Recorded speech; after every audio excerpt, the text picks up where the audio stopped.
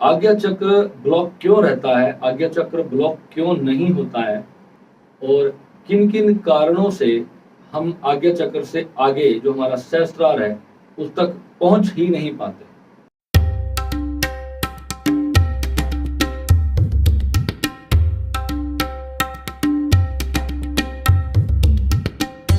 नमः शिवाय दोस्तों, स्वागत है आपका फिर से एक बार हमारे चैनल वर्ल्ड ऑफ हैप्पीनेस में। तो आज का वीडियो ध्यान साधकों के लिए, कोई भी प्रकार की साधना कर रहा है, मेडिटेशन कर रहा है, उन सब के लिए बहुत ज़्यादा जरूरी है। आज्ञा चक्र ब्लॉक क्यों रहता है, आज्ञा चक्र ब्लॉक क्यों नहीं होता है और किन किन कारणों से हम आज्ञा चक्र से आगे जो हमारा सहस्त्रार है उस तक पहुंच ही नहीं पाते। तो ध्यान कैसे करें, कौन सी साधना करें, ये जानने से बहुत ज़्यादा बेहतर है कि क्या क्या चीज़ें हम ना करें कि जिसकी वजह से सबसे ज़्यादा रुकावट हमारे मेडिटेशन के मार्ग में आती है। तो एक वर्ड है मैच्योरिटी। बचपन से ही आपको सिखाना शुरू कर देते हैं कि मैच्योरिटी आनी चाहिए, समझदारी आनी चाहिए, ज्ञान होना चाहिए, हर चीज़ की पढ़ाई लिखाई, समझदारी, कैसे बात करनी है, कैसे आचरण करना है, अपने से सभ्य लोगों में कैसे बैठना है। तो सभ्य लोग कौन से होते हैं? सभ्य लोग वो होते हैं जो जितना ज़्यादा दिखावा कर लेते हैं वो सबसे ज़्यादा सभ्य लोग होते हैं, क्योंकि इंसान अपने आप को स्वीकार नहीं पाता। इंसान एक सोशल एनिमल है, सबको पता है, मगर जब वो एनिमल कोई गलती करता है तो उसको फांसी दे दी जाती है। तो ये भी इस समाज का एक लॉ है। विपरीतता में अगर आप देखोगे तो जो जानवर होते हैं वो तो खुले एनिमल हैं। इंसान एक सोशल एनिमल है, पर जो एक्चुअल में एनिमल है वो एक नेचर के साथ, अपनी प्राकृतिक स्वाभाविकता के साथ अपने जीवन को जीते हैं। और वो भी परमात्मा ने पैदा किए हैं और इंसान भी परमात्मा से पैदा हुआ है। उनके पास भी आंखें हैं, नाक है, मुंह है, कान है, जीभ है, सेक्सुअल पार्ट्स हैं, उनके पास भी बाल है, स्किन है, त्वचा है, उनके अंदर भी खून दौड़ता है ना। हर प्रकार के जीवों में आत्मा है, प्राण ऊर्जा है, और जीवन में जो भी पाने के लिए वो जी रहे हैं जीव, वो जीने की एक लालसा है, एक अभिप्सा है, एक अतृप्त प्यास है जो बार बार आपको संसार में गिराती है। भगवान श्री कृष्ण कहते हैं गीता में अर्जुन को कि जो व्यक्ति बुरे रास्तों पर चलता रहता है, अधर्म करता रहता है और केवल अपनी इंद्रियों के भोगों में ही व्यस्त रहता है, और जो कभी भी योग मार्ग को नहीं समझता, सच्चे ज्ञान को नहीं समझता, ये सारी माया मेरे ही परायण कार्य करती है, इसको भीतर से जान नहीं लेता, उसको मैं बार बार, उस व्यक्ति को, उस जीवात्मा को मैं बार बार जो है संसार में गिराता रहता हूँ। तो वहाँ पर ये बहुत लंबा विषय है, कभी इसके बारे में भी बताएंगे कि भगवान कृष्ण ही क्यों गिराते हैं, और वो अपने आप ही गिरता है या भगवान कृष्ण गिराते हैं। भगवान कृष्ण को कोई दुश्मनी नहीं है तुमसे कि वो तुम्हें सजा देंगे या तुम्हें रिवॉर्ड देंगे, वो तुम्हारे साथ ऐसा कुछ भी नहीं करते। तो मैच्योरिटी की मैं बात कर रहा हूँ। मैच्योरिटी एक्चुअल में क्या है, जो हमने अपने समाज से प्राप्त की है वो मैच्योरिटी है, हम उसको मैच्योरिटी मानते हैं। आपने एक कन्या को देखा, किसी लड़की को देखा, आपके मन में एक भाव आया कि बहुत सुंदर है, और आपने अपने उस भाव को दमित कर लिया। आपको ये परमिशन ही नहीं है कि आप उसको जाके कह तक सको कि आप बहुत सुंदर लग रहे हो। अगर आपने इतनी बात बोल दी तो आपको सजा हो जाएगी, कहीं तो आपको गला काट डालेंगे, कहीं तो आपके हाथ पैर काट देंगे इस बात पर। तो ये हमने समाज की व्यवस्था की एक्चुअल में।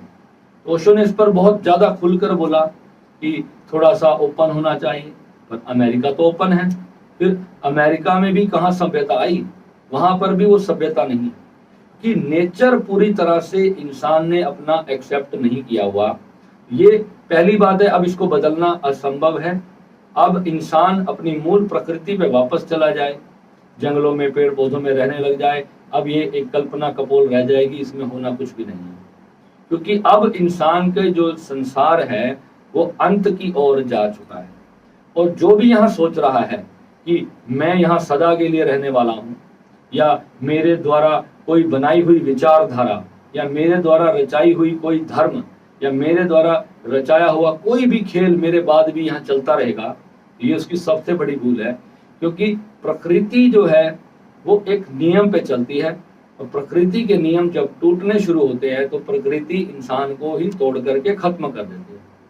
आज आप देख रहे हो हर महीने, हर दूसरे तीसरे महीने कोई बहुत बड़ी विषम प्राकृतिक आपदा आ रही है। अभी जो लिम्पी बीमारी आपने देखी गायों के अंदर, कितनी बुरी तरह से गायों की दर्दनाक मौत हुई। अब आप सोचो कि ये इससे भी कोई और ज्यादा खतरनाक बीमारी अगर इंसानों में आ गई तो इंसानों का बीज नष्ट होने में कितना समय लगेगा। और प्रकृति कभी नष्ट नहीं होगी, इंसान मरते रहेंगे, जानवर मरते रहेंगे, पैदा होते रहेंगे। पूरी की पूरी जो इनकी जो दुनिया लाखों से चली आ रही है सालों से, पूरी की पूरी एक परंपराएं नष्ट हो जाती हैं। कितनी परंपराएं इस संसार में पैदा हुई और नष्ट हो गई, खत्म हो गई। कितने रिलीजन आज से अरबों साल पहले बने होंगे जो खत्म हो गए, पर इंसान चलते रहे। हम में से ही कोई इंसान अपनी विचारधारा बदल कर लेता है, और बदलता है तो फिर एक और नया रिलीजन खड़ा हो जाता है। अब आने वाले समय में भगवान बुद्ध को आपने देखा कि कितनी तेजी से प्रचलित हुए। भारत में कितने दलित लोगों ने बुद्ध धर्म को अपनाना शुरू किया। क्यों? क्योंकि उन्होंने वहां पर सत्य पाया, धर्म का सत्य पाया। हिंदुओं ने बौद्ध धर्म को अपनाना शुरू कर दिया क्योंकि उन्होंने वहां पर एक बहुत बड़ा सत्य पाया। और सत्य अगर अधूरा हो तो वो भी समझ में नहीं आता, क्योंकि हमारे इंसान के अंदर जो है एक स्वाभाविक एक ऐसी लालसा है, वो ये चाहता है कि जहां मैं चलता हूं सब मेरे पीछे चले। कोई अलग जा रहा है तो उसको और दूसरों को बताने का फिर खेल सिलसिला शुरू होता है कि मैं ये कर रहा हूं, तुम भी सारे मेरे हिसाब से चलो, ये ज्यादा बढ़िया रास्ता है। तो यहाँ पर इंसान सबसे बड़ी गलती करता है, और वो अपने रास्ते को श्रेष्ठ मानता है और दूसरे का जब सम्मान नहीं करता तो वहां पर एक द्वंद्व शुरू होता है प्रकृति के अंदर। और ये जो द्वंद्व होता है यही विनाश का कारक बनता है। उसमें दोनों ही मारे जाते हैं। कहते हैं एक जंगल में दो शेर नहीं रह सकते। जब हजारों लाखों शेर होंगे तो वो कैसे रह पाएंगे? वो तो सब एक दूसरे को मार काट के खा जाएंगे। कभी किसी का दाव चलेगा तो कभी किसी का दाव चलेगा। ये तो घटना चलती रहेगी। आज जो धर्म की लड़ाई है, आने वाले समय में जब कोई एक धर्म जीत जाएगा, छोटे छोटे सारे धर्म जब समाप्त हो जाएंगे, जो कमजोर धर्म है वो समाप्त हो जाएंगे, शक्तिशाली हथियारों के दम पर कोई धर्म जीत भी जाएगा, तो फिर वहां पर जर जोरू और जमीन की लड़ाई शुरू होगी।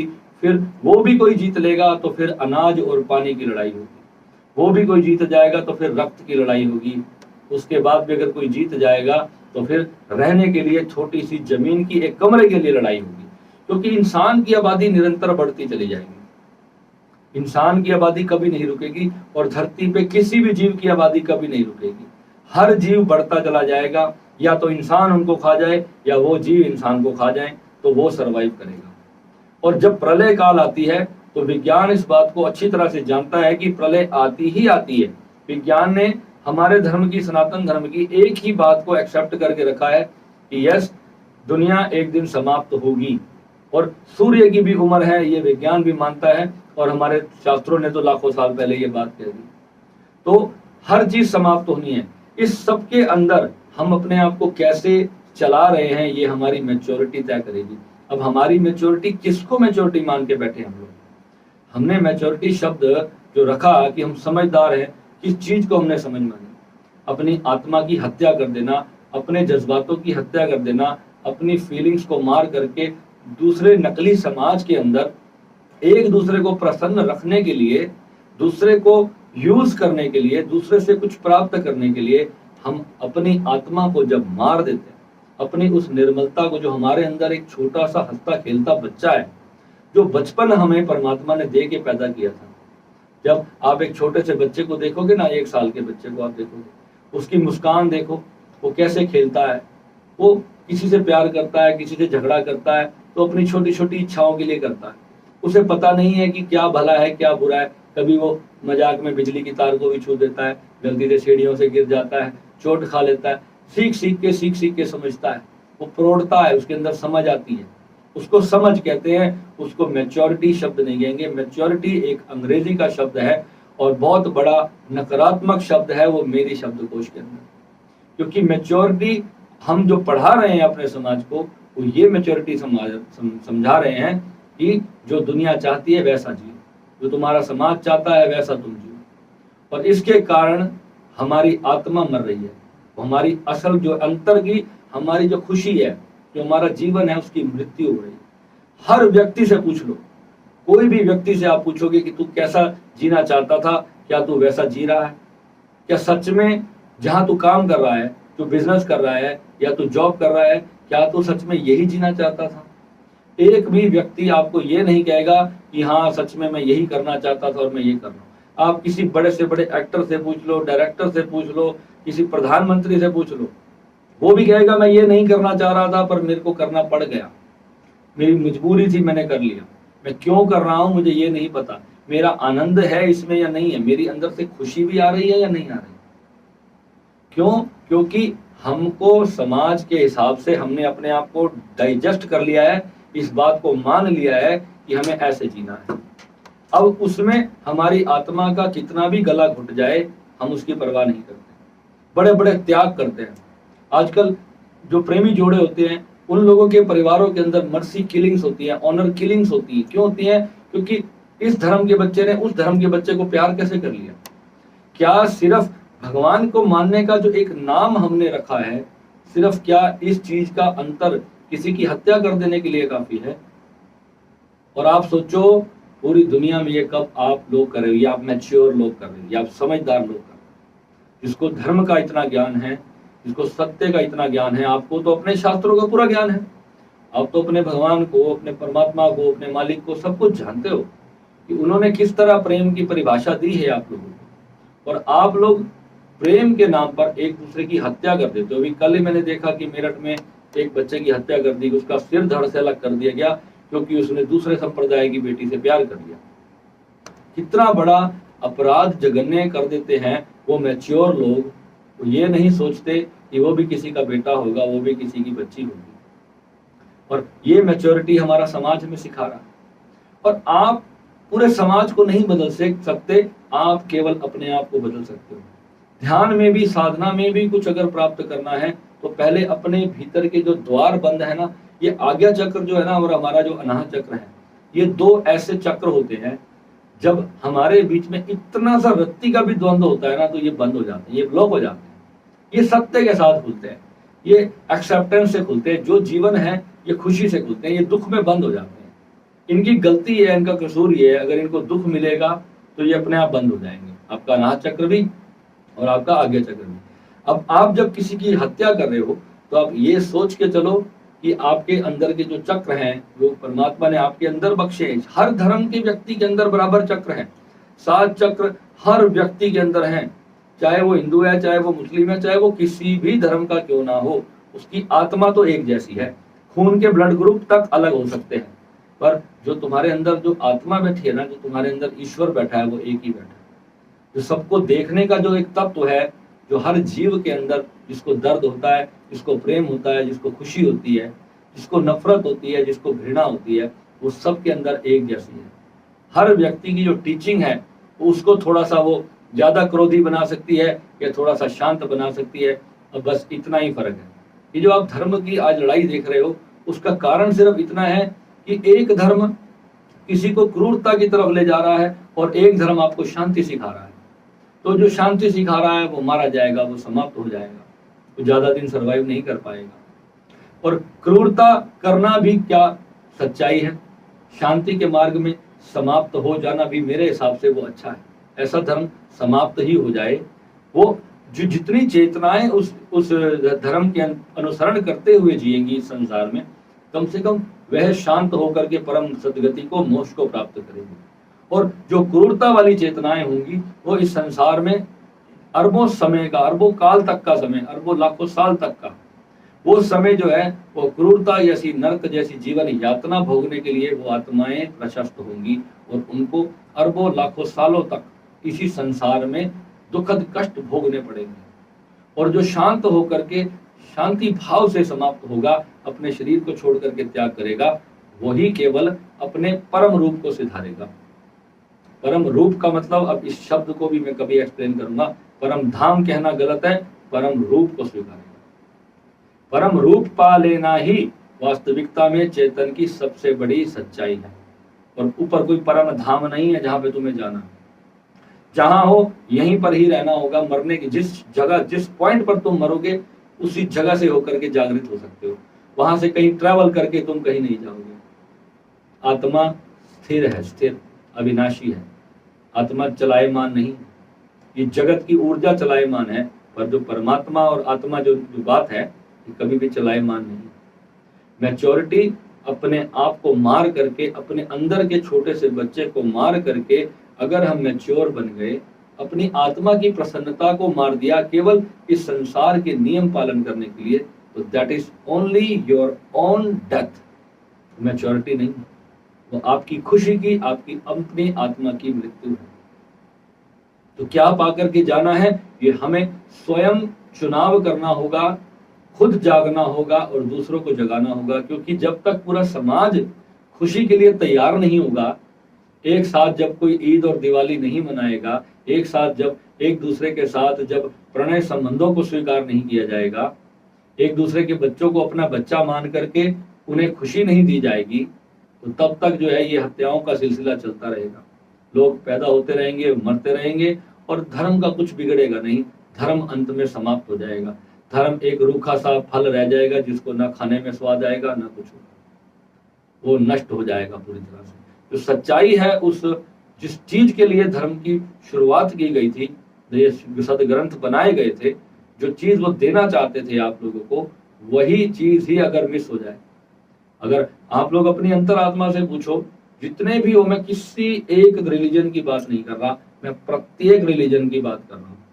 आप सभी अपनी अंतरात्मा से पूछें, आप जितने बड़े बड़े मौलवी या पंडित या कोई किसी भी उसमें है, जो भी अपने किसी भी भाव से अपने परमात्मा की प्राप्ति करने के लिए कोई नित्य हनुमान चालीसा कर रहा है, कोई भगवान शिव का नाम जाप कर रहा है, कोई राम नाम की माला करता है, कोई दान पुण्य कर्म इत्यादि करता ही रहता है, कोई हवन यज्ञ इत्यादि कर रहा है, कोई दिन में 5-5 बार नमाज पढ़ते हैं लोग, कोई कितने ही तरह तरह की भक्ति करते हैं।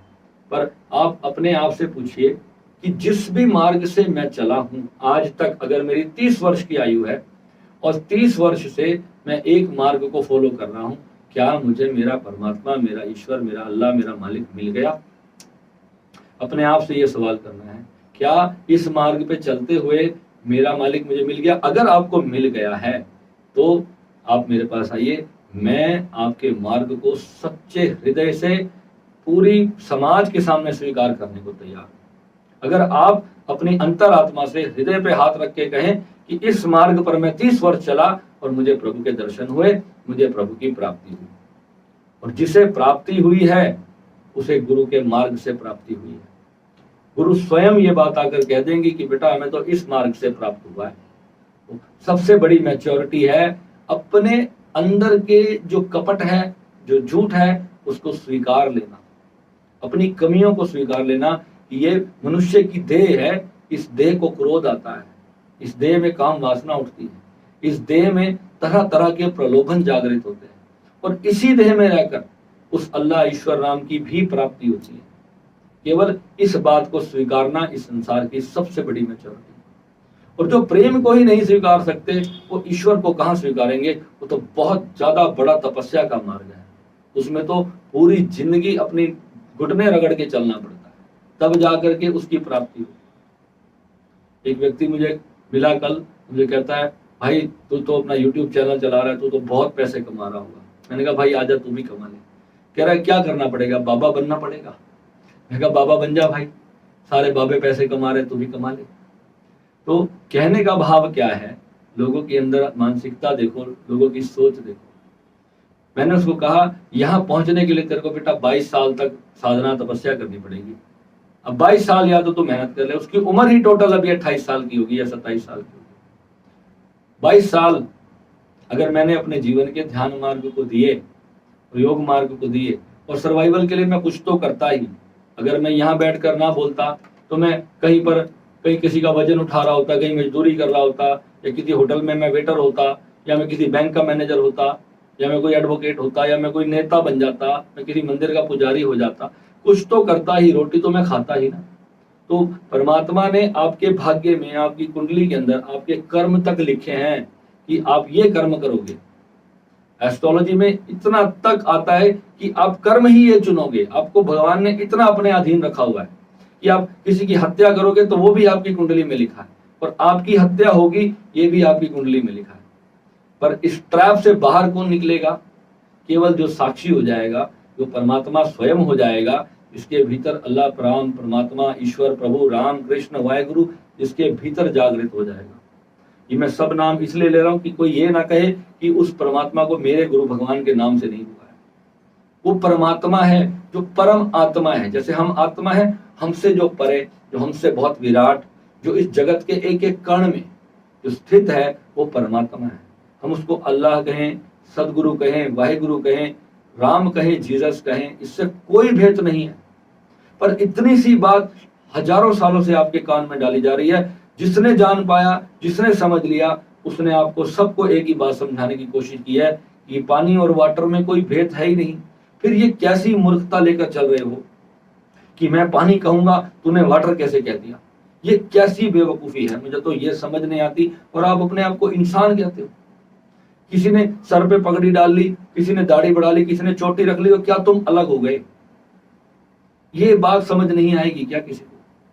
कितने दुख की बात है, इस छोटी सी बात के लिए हत्याएं हो रही हैं हमारे देश में।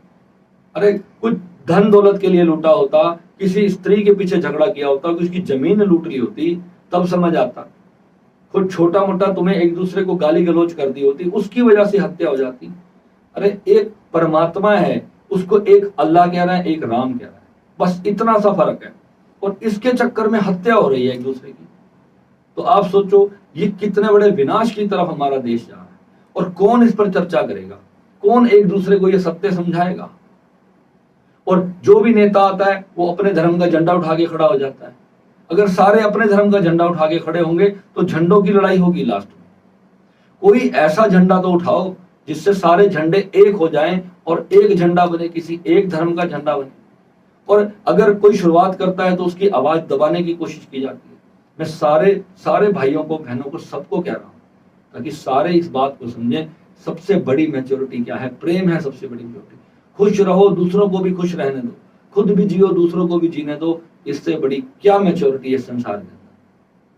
कौन समझेगा इस बात को? अगर समझता भी है तो कोई आगे किसी को बताता नहीं है, उसको समझाने की कोशिश नहीं करता। कोई अपने मुंह से चार शब्द नहीं बोलता इस बात के लिए। बस किसी ने जय श्री राम बोलना है तो उधर से अल्लाह अकबर की आवाज आएगी, उधर से सर तन से जुदा की आवाज आएगी। बस यही सब नारेबाजी चल रही है। सोशल मीडिया, फेसबुक जब आया था ना, हमारे जब बहुत यंग टाइम में था मैं, जब फेसबुक आया था उस टाइम हम लोग जो फेसबुक को यूज करते थे वो लड़के लड़कियां एक दूसरे से दोस्ती करने के लिए फेसबुक को यूज करते थे। आज फेसबुक क्या बन गया है मैं तो देखता हूँ, क्या बन चुका है फेसबुक। और व्हाट्सएप क्या बन चुका है? व्हाट्सएप किस लिए था? एक दूसरे से अपनी कोई खुशी की बात शेयर करनी है, हंसी मजाक शेयर कर सकते हैं, और इसी से ही हम एक दूसरे को भड़काने का पूरा नेटवर्क बना के बैठे। अरे वहां इतने मर गए, पूरे शहर में 5 मिनट में आग की तरह फैलती है बात। व्हाट्सएप को आपके देश में बैन करना पड़ा, इस चीज को सोचो आप। पूरी दुनिया में ऐसी जो व्हाट्सएप का जो फीचर है वो कहीं पर बैन नहीं है। ये फेसबुक और व्हाट्सएप का जो फीचर है सिर्फ आपके देश में बैन है, क्योंकि आपके यहाँ पे धार्मिक सांप्रदायिकता के जो मैसेज होते हैं वो बहुत तेजी से आप लोग आगे वायरल करते हैं। इस वजह से उन्होंने, उनका सिस्टम सॉफ्टवेयर हैंग हो जाता है। एक दिन में इतनी बार उस एक ही पोस्ट को शेयर किया जाता था, उन्होंने तंग आगे वो फीचर ही बंद कर दिया। अब जो लोगों को मजबूरी में कोई चीज सच में आगे पहुंचानी होती है वो भी नहीं पहुंचा पाते। वो व्हाट्सएप कहता है कि you can only share to 5 person. बताओ, अपने हाथ आप हर चीज में स्वयं काट रहे हो, अपने भाई बहनों को मार करके, अपने ही प्रेम की हत्या करके। दुनिया में ये बनना है मैं बहुत पढ़ा लिखा हूं, मैं बहुत समझदार हूं, मैंने अपने परिवार को बहुत अच्छे से चला लिया, अपने आप की हत्या कर ली, अपनी खुशी की हत्या कर ली।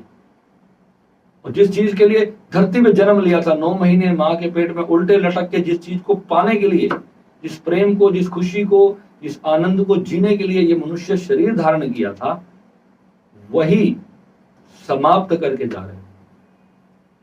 और आप कहते हो कि हमसे अच्छा कोई समृद्ध इंसान नहीं है, मैच्योर इंसान नहीं। जितना बोलूंगा उतना कम पड़ेगा।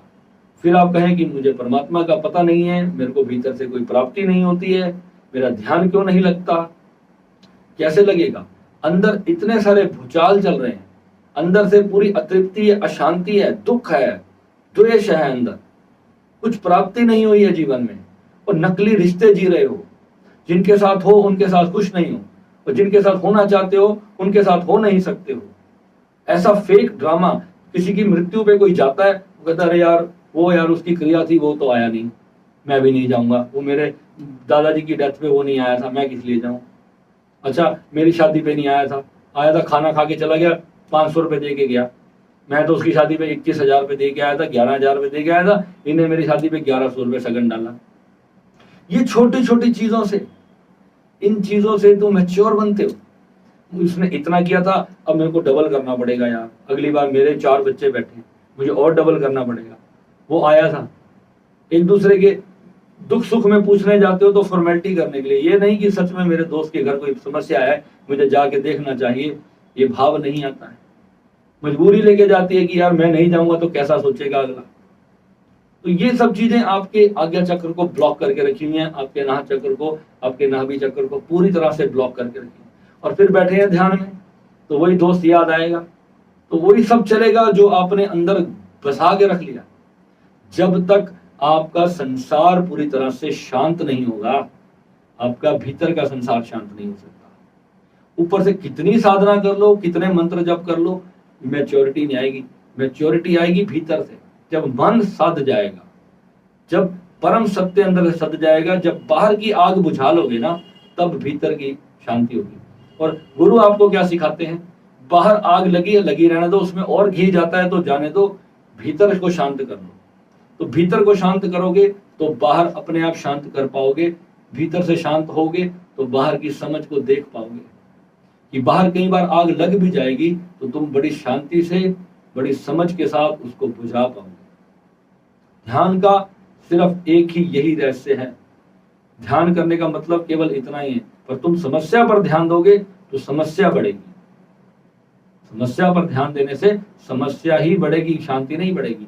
शांति पर ध्यान देने से शांति बढ़ेगी, और शांति क्रिएट करनी पड़ेगी, शांति अर्न करनी पड़ेगी, कमानी पड़ेगी, क्यों चल कर नहीं आ जाएगी शांति। एक निर्णय लेने में अगर 5 साल लगा दोगे तो कब जाके मैच्योरिटी प्राप्त करोगे। छोटी छोटी चीजों पर जिंदगी अटका करके बैठे हुए, कब आगे बढ़ोगे, कब अपने परम सत्य की प्राप्ति करोगे। अभी तो बच्चों के लिए फ्यूचर की चिंता हो रखी है, अब बच्चों के लिए अपनी पूरी जिंदगी तो दे दी, अब आगे भी दे दो, तो उससे क्या होगा। बच्चे वही 30-35 साल के बाद तुम्हें पता चलता है कि क्या खो दिया बच्चों के लिए, क्या खो दिया अपने परिवार के लिए, क्या खो दिया अपने समाज और रिश्तेदारियों को निभाने के चक्कर में। और जो परम सच्चाई है, जो वास्तविक अपनी खुशी है, वही कहीं धस्म हो गई, दफन हो गई, खत्म हो गई। और अगर वो खत्म हो गई तो ध्यान भी खत्म हो गया, कि जीवन में आने का मकसद फिर से खत्म हो गया। अब चलो दोबारा एक लड़ाई के लिए तैयार हो जाओ, फिर दोबारा जन्म लेकर आओ, फिर देखो किस धर्म में जन्म लेना है, कौन सा भगवान अच्छा है, उसके पंडित के घर जाके जन्म ले लेना। This is all about maturity. तो ये आप अगर मैच्योर इनफ हो तो मेरी बात आपको समझ आ जाएगी। और अगर अभी बहुत सारे लोग ऐसे होंगे, क्या बड़ा आया मैच्योरिटी पे ज्ञान देने वाला, बहुत सारे लोग ऐसे होंगे। अगर अपनी आत्मा से बैठकर कमरा बंद करके पूछना, एक भी बात गलत है, एक भी बात। ये मेरे 37 साल की उम्र का जो मैंने अंदर से निचोड़ पाया है, ये नफरत और प्रेम हमें सिखाया जाता है। नफरत भी हमें सिखाई जाती है और प्रेम भी हमें सिखाया जाता है। और हमें ड्राइव करते हैं लोग, हमें चलाती है दुनिया। हमें ऊपर कुछ कुछ चंद लोग बैठे होते हैं जो हमारे दिमाग के साथ गेम खेलते हैं और हम उनके शिकार होते हैं।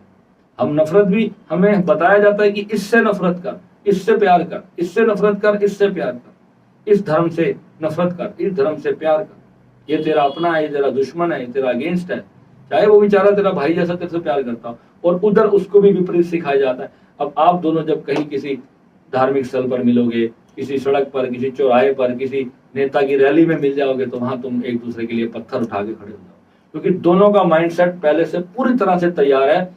ये टोपी वाला मेरा दुश्मन है, ये पगड़ी वाला मेरा दुश्मन है, ये चोटीधारी मेरा दुश्मन है। वो जानता ही नहीं है एक दूसरे को, बस चोटी देखेंगे और सिर पे टोपी देखेंगे, ये हिंदू है, ये मुसलमान है, ये सरदार है, ये बौद्ध है, ये जैन है, ये फलाना है, ये ठिकाना है। कोई इंसान ही नहीं है यहाँ, सब पुतले हमारे देश में। और बाहर के देशों में जाकर देखो, सब अपनी अपनी दुनिया में अपने ही राग में रमे हैं। कितने सांप्रदायिक दंगे सुनते हो तुम बाहर के देशों में। और हमारा भारत जो परमात्मा की सबसे बड़ी, इतने बड़े बड़े सनातन के गुरु, अगर तुम धर्म का सत्य ही नहीं फैला सके तो काहे के गुरु तुम। अगर तुम लोगों को ये ही नहीं सिखा सके कि परमात्मा एक है, तुम्हारा सारा शास्त्र जीरो है, सारा शास्त्र जीरो है। जिन जिन पंडालों में जाकर बैठकर ऐसे ऐसे महाराजों के सत्संग सुनते हो ना, जो तुम्हें जय श्री राम के नारे लगवाते हैं और दूसरों के धर्म के प्रति नफरत सिखाते हैं, तो उनको जाकर के बोलो कि पहले तुम्हारे धर्म में अगर शक्ति है तो वहां से हमारे लिए प्रेम पैदा करके दिखाओ, तब तुम्हारा ज्ञान ज्ञान है। नहीं तो तुमने कुछ भी नहीं पाया। तुमने जितनी मर्जी बाइबलें रटी है, जितनी मर्जी तुमने गीता रामायण पढ़ी हो, जितनी मर्जी भागवत कर लियो, तुमने 1,00,000 बार तुमने राम कथा कर लियो, उस राम कथा का कोई लाभ नहीं है अगर समाज में तुम्हारा भक्त जा करके प्रेम नहीं फैलाता, अगर वो नफरत फैलाता है। एक मुसलमान के दिल में भगवान राम के लिए इज्जत पैदा करके दिखाओ, उस दिन मैं मानूंगा तुम्हें तुम्हारा धर्म में ताकत है। अगर मुसलमान में दम है तो वो हिंदू को अल्लाह के प्रति इज्जत पैदा करके दिखाए, वो असली शक्ति होगी, वो असली ताकत होगी। तुम दोनों एक दूसरे के धर्म के अंदर इज्जत जगा के दिखाओ कि मेरे अल्लाह को कोई सिर कटने के डर से ना माने, प्रेम से माने कि वास्तव में ही वो अल्लाह है, उसकी इबादत करे, उसका प्यार करे, उसको सच्चे हृदय से उसको स्वीकार करके वो झुके। That will be your original maturity. वो तुम्हारे धर्म की असली सच्चाई है। और राम के नारे तलवार लेकर के नहीं लगेंगे। राम ने कभी भी तलवार से नहीं कहा था किसी को कि मेरी जय करवा दो। राम ने आचरण ऐसा किया था कि उनकी जय हुई थी। और आजकल तो दुष्प्रचार फैला रहे हैं दूसरे का। अब तो आग इतनी बढ़ा दी है कि अब पानी डालने की गुंजाइश भी नहीं बची। अब तो बस सारा कुछ उठा के एक ही बार डाल दो, राख से ही काम चलेगा। इस स्थिति में पहुंचाने पे लगे और कोई बुझाने का एफर्ट नहीं कर रहा है। कई करोड़ लोग चाहिए इस संदेश को आगे पहुंचाने के लिए। हर व्यक्ति तक सच जाना बहुत जरूरी है। उस ईश्वर के एकत्व को समझना, जब तक भारत का एक छोटे से छोटा बच्चा भी राम, अल्लाह और वाहिगुरु को बराबर नहीं समझेगा, या एक नहीं समझे, या बराबर समझ ले या एक समझ ले, और अगर वो कहे कि नहीं ये अलग अलग हैं, तो फिर तो चलने दो जैसा चल रहा है। फिर तो अंत तुम्हें पता चल ही जाएगा। हर मैच का एक अंत जरूर होता है, या तो विक्ट्री होती है या लॉस होता है। और इतिहास गवाह है कि कौन आज तक जीतता आया है और कौन आज तक हारता आया है। जिसके पास बल है, जिसके पास शक्ति है, जिसके पास एकता है, जिसके पास ताकत है। अब आप तुम देख लो कहाँ तुम्हारे पास एकता है, कहाँ तुम्हारे पास बल है, कहाँ तुम्हारे पास शक्ति है। युद्ध तो फिर तलवार से लड़े जाते हैं। युद्ध कभी जो है अपनी इस धर्म के ज्ञान से और शांति के प्रचार से कभी युद्ध नहीं जीते जाते। अगर युद्ध के लिए भी भगवान कृष्ण ने यह भी कहा है कि युद्ध के लिए भी फिर तैयार रहो। अगर तुम्हें युद्ध ही लड़ना है तो उसके लिए तैयार भी हो जाओ। पहली तो बात है, भगवान ने शांति का संदेश दिया। भगवान कौरवों को समझा समझा के थक गए। दुर्योधन को कितनी बार समझाया भगवान ने, एकदम से युद्ध की परमिशन नहीं दी थी। बहुत समय लगा था युद्ध तक पहुंचने में बात को, पर युद्ध पहुंचा था। भगवान ने भी समझ लिया था कि अब जो है इस युद्ध को टालना असंभव है। कृष्ण नहीं टाल सके तुम्हारे बेवकूफियों को। उस समय क्या था? उस समय जमीन की लड़ाई थी। दुर्योधन ने क्या बोला था? 5 गांव नहीं दूंगा मैं। पूरा साम्राज्य उसको दे रहे थे, कहता 5 गांव भी नहीं दूंगा, इस जमीन थोड़ी पड़ जाए पांडवों को भागने के लिए। तो जब ऐसी स्थिति आएगी तो फिर उन 5 ने पूरी कौरव सेना को उड़ा डाला। ये मत सोचो कि हमारे पास बल है, शक्ति है, हथियार है। उसने पूरी की पूरी सेना मांग ली थी। धर्म जहां था वो जीत गया। धर्म ही जीतता आया है और धर्म की ही जीत होगी। अधर्म जीत कर भी अंत में सब कुछ हार जाता है और धर्म का फिर उदय होता है। ये संसार का नियम है। ये संसार जीवित है। इसकी सबसे बड़ी प्रमाणिकता यही है कि धर्म है, ईश्वर है। क्योंकि तुम 5 दिन लगातार नहीं लड़ सकते। 6ठे दिन तुम्हें फिर शांति से पानी पीना पड़ेगा, बैठ करके एक दूसरे को भोजन खिलाना पड़ेगा। कितने दिन लड़ोगे धर्म का युद्ध? 15 साल, 50,000 साल। अब रशिया और यूक्रेन का युद्ध चल रहा है ना, देख लेना कितने दिन तक लड़ेंगे। कहीं तो इस धरती का सारा असला खत्म हो जाएगा, कहीं तो जा करके सब के सब शांत हार मान के बैठ जाएंगे। दोनों देश, मैं कहता हूँ, परमाणु मार दें एक दूसरे को, पूरी सृष्टि को उड़ा दें। एक मछली भी बच जाएगी ना, वो फिर से सारा संसार पैदा हो जाएगा। पर जिएगा वही जो शांति बांटेगा, जो प्रेम बांटेगा, वही जीतेगा। असली मैच्योरिटी को कमाओ और जो जीवन में जीने आए हो आनंद, अपने वो बच्चे को अपने भीतर के जो बच्चा है ना छोटा सा, उसको मरने मत दो। वो जो खेलना चाहता है, जो आनंद जीना चाहता है, प्रेम बांटना चाहता है, उसको बंटने दो। और ये समाज की ये छोटी छोटी चीजों में, अपनी जिम्मेदारियों में, नकली रिश्तेदारियों में अपने असल सत्ते को, अपने भीतर के उस डिवाइन आनंद को समाप्त मत होने जाने। बहुत लंबा वीडियो हो गया। ये मैं अपने YouTube के व्यूवर्स के लिए तो सच में नहीं बनाता हूँ। जो मैं वीडियो बनाता हूँ, मैं केवल जो है अपने साधकों के लिए बनाता हूँ। और जब भी कोई उनका प्रश्न होता है या मेरे जीवन का कोई अनुभव होता है, उस पर बनाता हूँ। क्योंकि जो अभी मेरा व्यूवर है नहीं, जो जिन्होंने मेरे चैनल को सब्सक्राइब ही नहीं कर रखा, मुझे उनके बारे में कुछ नहीं पता। जो मेरे 30-35 हजार जितने भी मेरे सब्सक्राइबर हैं, ये मेरा परिवार है। और इनके लिए जो मेरे भीतर से आता है, आप लोगों के जो कमेंट्स आते हैं, मैं उन्हीं कमेंट्स को पढ़ करके मुझे लगता है कि इस विषय पर मुझे बोलना चाहिए। जब मैं सोशल मीडिया पर देखता हूँ कि ऐसी चीजें चलती हैं, तो मैं अपना सामाजिक दायित्व निभाना चाहता हूँ। और मेरे को लगता है कि धर्म की लड़ाई को ना फैला करके धर्म की एकता का प्रचार किया जाना चाहिए, और इंसान के अंदर की जो आग जल रही है उसको समाप्त कर देना चाहिए। और जो शरारती तत्व होते हैं, उनके लिए ऐसे कानून बनने चाहिए इस देश में, जो कि इतने सख्त कानून हो कि कोई भी किसी को धर्म की वजह से हत्या करने के बारे में 50 लाख बार सोचे। इतना कड़ा दंडनीय अपराध उसके जो घोषित होना चाहिए, और उसको इतनी कड़ी से कड़ी ऐसी उन लोगों के लिए सजा होनी चाहिए कि जो है कोई भी व्यक्ति जो है दूसरे, क्योंकि अब आपको कानून के नियम के अंदर रहना पड़ेगा, ऐसा नियम आपको बनाना पड़ेगा, नहीं तो ये आग बुझने वाली नहीं है।